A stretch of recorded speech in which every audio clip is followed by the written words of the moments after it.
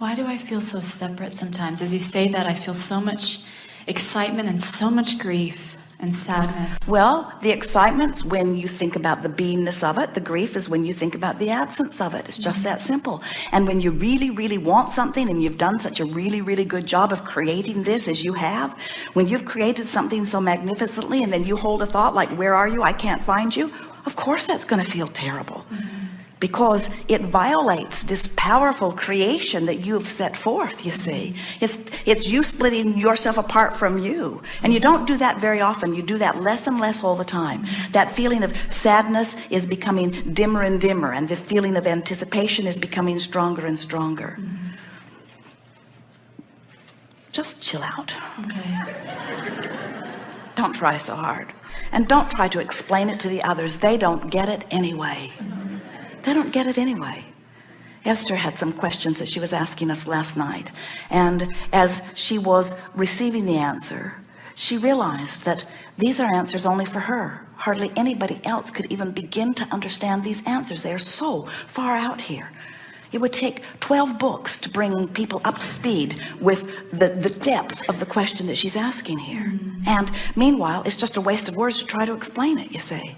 And so just be intent on coming into vibrational alignment with what you have created, and leave what everybody else thinks out of it. They don't know. They can't begin to know. They don't know who you were coming in. They don't know who your love was coming in. They don't know how you've lived. They don't know what rockets of desires you've set off. They can't begin to see what's in your vibrational escrow, and only you know by your emotions whether you're lined up with it or not, you see. So this isn't something that, this isn't a question of if it will come. Of course it will come. It is coming. It is done. Most of it's done. So it's not a question of if, it's a small question of when, but that question is growing dimmer all the time, the more expectant you become of having what you want, you see.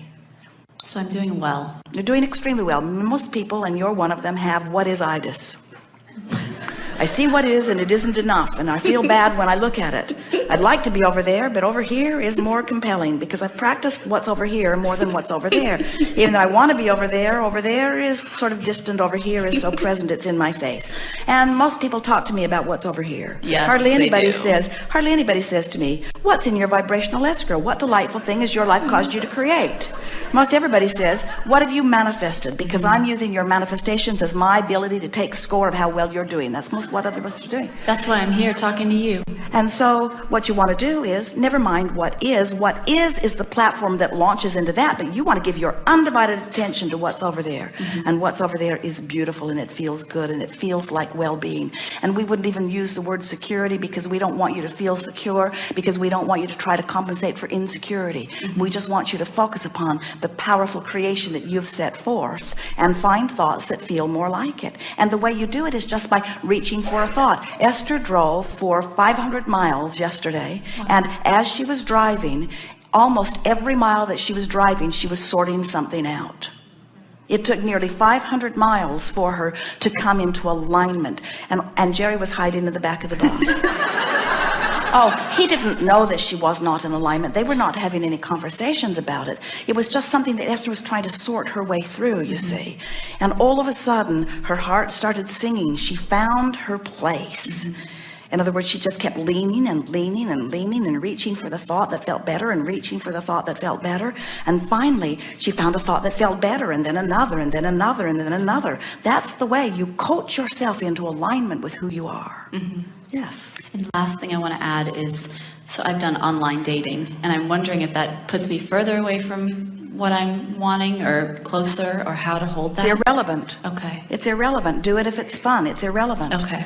What you want to say is, you see, you're still asking, how's it going to come? Yeah. How's it going to come? Which means you're still trying to figure out how to make it come, which means you're still not quite, and it's all right, trusting that it's done. Yeah. And so what we want you to do is get your nose out of this. It's not any of your business. It's not any of your business how your lover comes, or when your lover comes, or who your lover, and we're talking about, it's not any of your negative physical humanness business. Right. is the business of the creator you that has set it into motion, you see. So when you talk about what you want and why you want it, you usually line up with it. When you talk about how it's going to come, when it's going to come, who's going to bring it, where it's going to come from, you usually offer resistance and you slow it down just a little bit. So say, I like to participate in online dating because every experience that I have causes me to get clear about what I want. Absolutely. But I'm not looking for that to be the avenue, because I'm open to allow the universe to yield to me in whatever way I can let it in. How do you feel about online dating? How long have you done it? What's your feeling about it? Has it been panning out, or has it been dead ends? What's your feeling about it? Kind of both, but it's been fun in the way that I do see, oh, more of this, not so much of this, more of this. Well, if you see it as a process through which you collect more data, it serves you. If you see it as the means to the end, and your feeling about that is it hasn't been panning out, then you contradict your desire by focusing on that. There's no right or wrong in what you do. There is no right or wrong in what you say or think. There's only a worse feeling and a better feeling, a worse feeling and a better feeling. So if you say, I'm thinking about online dating, and you feel kind of uneasy about it, and then you say, oh, I don't know if I want to go through that, and you're still more splitting your gap. And then you say, on the other hand, it's sort of fun. Well, you kind of close the gap. And I meet nice people. Well, you kind of close the gap. And it is an opportunity to get clear about what I want. You sort of close the gap. Oh, but there's so much sifting I have to go through. You widen the gap. Oh, I really hoped that one would be the one. There were 10 things out of 140 that he had. Just get out of your head and into your emotion about it. Do what feels good. Here's the thing.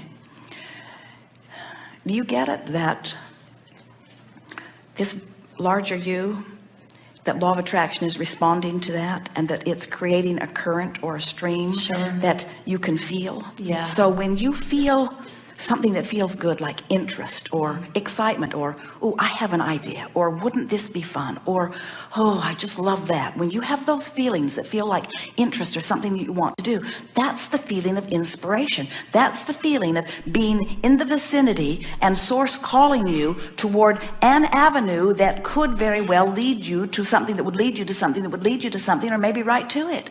In other words, following that feeling of enthusiasm is always being on your path. But if you say, I think I should get very deliberate about this, it's been quite a long while and my family is getting restless. Let's see, in what ways can I put myself in a position where I can meet this person?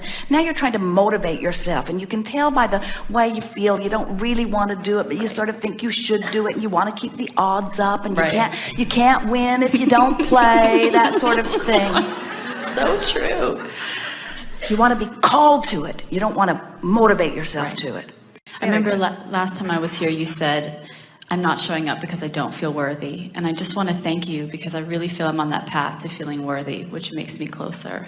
And we want to make sure that everyone understands that what a feeling of worthiness is just not beating the drum that doesn't match who you are. Absolutely. The source within you loves you. When you're mad at you, you're not a match and you feel unworthy. The source within you knows you can do whatever you want to do. And when you doubt it, you're not a match, and you use the word unworthy to describe that. When you've asked for something and you are thinking about it as it is in vibrational escrow, you tune into it and you feel fulfilled. Good word, isn't it? You're full of yourself. So all that unworthy means is I'm choosing to use something, not even necessarily about myself. I'm choosing to use something as my current excuse to not be up to speed with who I really am. Another way of saying unworthy is this.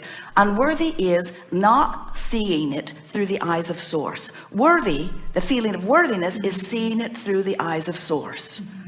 Good to know. Thank you. So when you see someone that you're mad at, you're not seeing them through the eyes of source. And that contributes to your feeling of unworthiness. When you blame someone or hate someone or fear someone, you're not seeing them through the eyes of source, and that contributes to your not being in alignment, that's why so many people are running around using the buzzword unworthy. And we want to replace the word unworthy with an understanding that all a feeling of unworthiness is being not me, not who I really am, unsource-like, unfulfilled, unconnected to who I really am, disallowing of who I am, resisting the fullness of who I am.